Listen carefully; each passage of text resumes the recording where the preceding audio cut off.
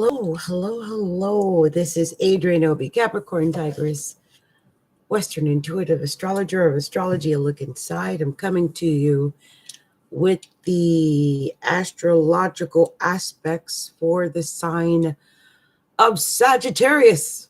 Sagittarius. I'll stop. Okay. Oh my gosh. Look, Sag, let's talk about this, okay? Can we just talk? Let's have a talk about Sag. Well, Sag. Trying to get my vibe for what's going on here for you guys. You know, it's weird. I don't like looking at it because I got Sag rising. I told you guys that it bothers me. But when I look at it, I get so upset because there's so much emphasis in the sixth house. There's so much emphasis. There's so much emphasis in the sixth house. Oh my gosh. And the 12th. Because we got that full moon coming up in the 12th. So look, let's be honest with each other, girls, guys. Let's talk about this. I hope y'all eating right. I hope y'all ain't overeating. I hope you're getting enough sleep. I hope you're finding time to dance, work out, drinking enough water, getting enough vitamins. I hope you're taking care of yourself. Because this area, the sixth house, is the area that rules health. It rules hygiene too, but it rules health.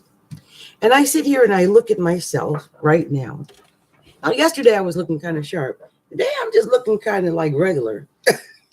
Like, John, I wasn't even trying to get extra today. You know what I mean? I don't know about the rest of you Saggies, but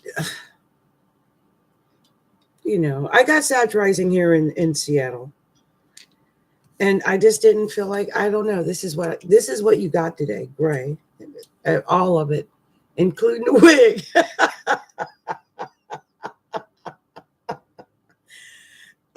And that grayness, I don't know if that's something that's going to be permeating the, you know, for the next few weeks or the next month, or if it's not even going to go with us into May. But right now I feel it anyway. And today is the 28th of April. So we've got actually technically 3 days until the 1st. So maybe by then that gray feeling will go away. But don't forget, sixth house, packed, very packed. So let me explain how packed the sixth house is. So sixth house, we've got the sun in the sixth house. The sun is in Taurus. Taurus is the sixth house. Okay, for you guys. And we've got the sun there. Okay. On the 4th of May, we're going to have the moon there, the new moon. The new moon is going to be in Taurus in your sixth house. Remember that. The new moon. We've got Venus there, which is the ruler, by the way, of Taurus. So Venus is extra Venus-y right now in Taurus.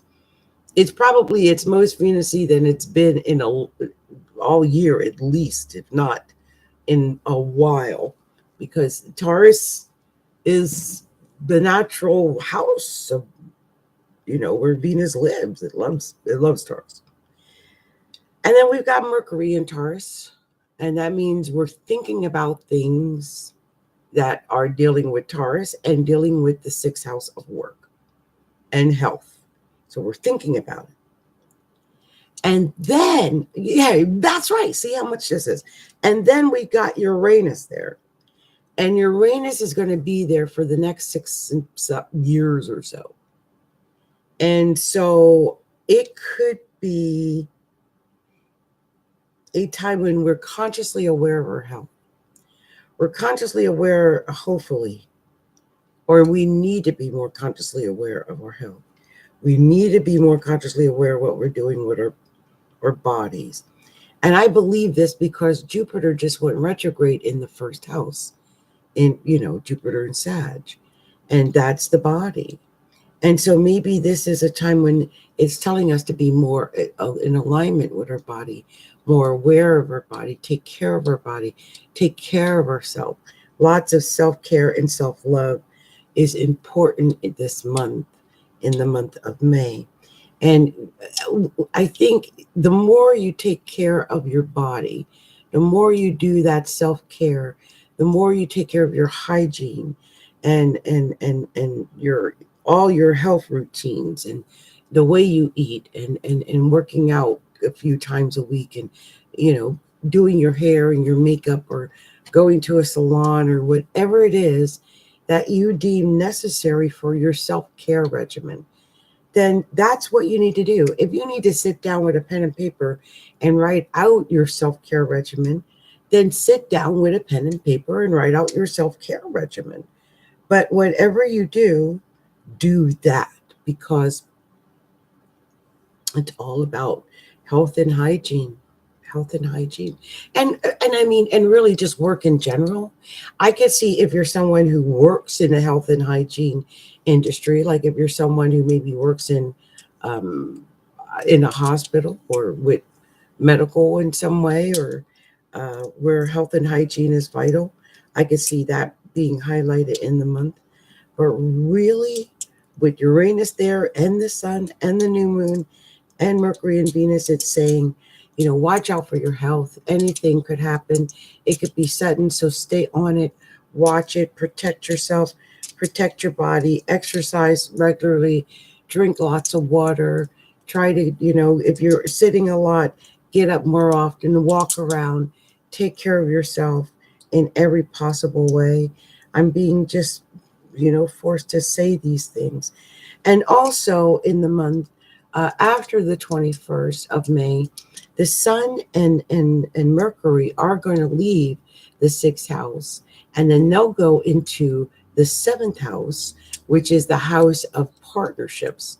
And I'm just looking like, why is my thing looking like it's sideways back there?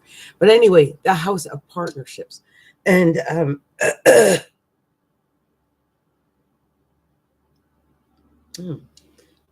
it felt like I had to take a break. Hold on for a second.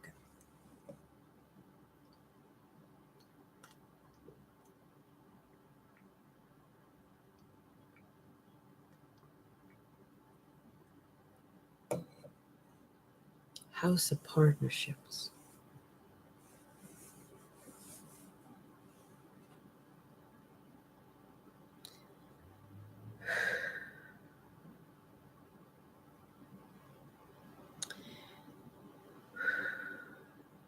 We've got Chiron in the fifth house in Aries. And Chiron is known for being the wounded healer. It's wounded. It's where pain is. It hurts a lot. It's where you cry. It's where you cry.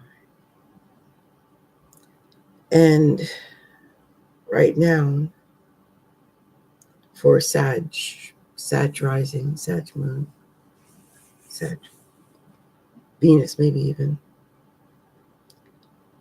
Chiron is in the fifth house. This is love, romance, dating, flirting, dancing, going out,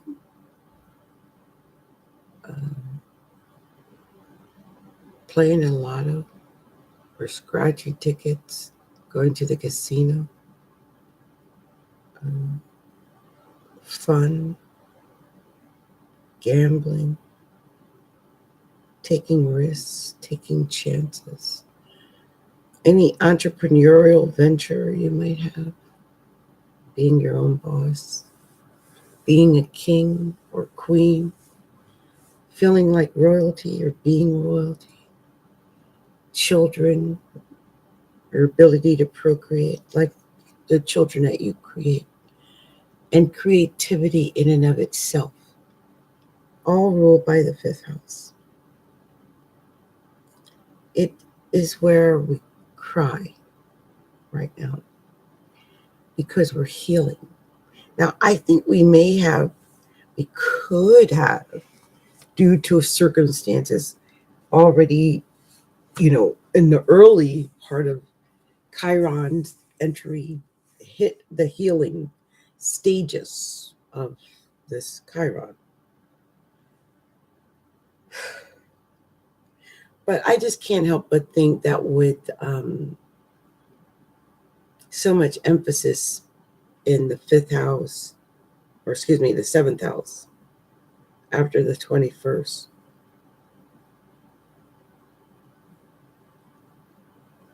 I just have a feeling